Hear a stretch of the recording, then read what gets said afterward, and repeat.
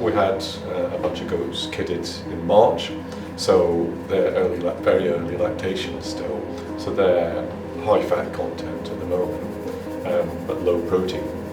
The cheesemakers that we work with, not essentially, but more often than not, work with the milk from their own animals, from their own herd.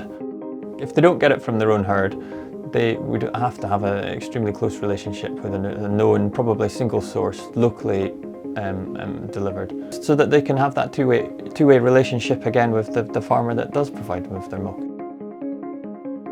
Do you notice a big difference in the milk once the goats are out on pasture?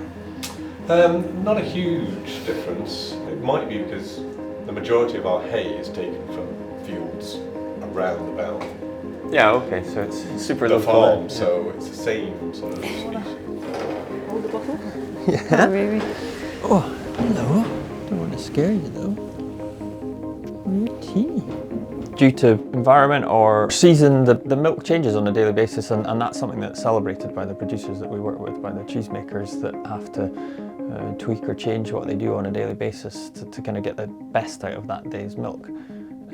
That cheese then arrives with us and has variants, it has differences from the last delivery or the last make that though complicates things for us.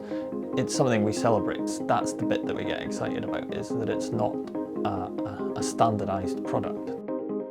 It's about sort of trying to balance the difference. So the Anglo-Nubians are good for milk solids, but they're not that good of persistence of lactation. And really what we'd like to be able to do is to kid them sort of every second year, or even maybe less than that, so that they kind of keep milking, so you don't have to go. It's dead easy to be proud of a goat's cheese that comes from a little farm in rural Oxfordshire made by two totally passionate cheesemakers.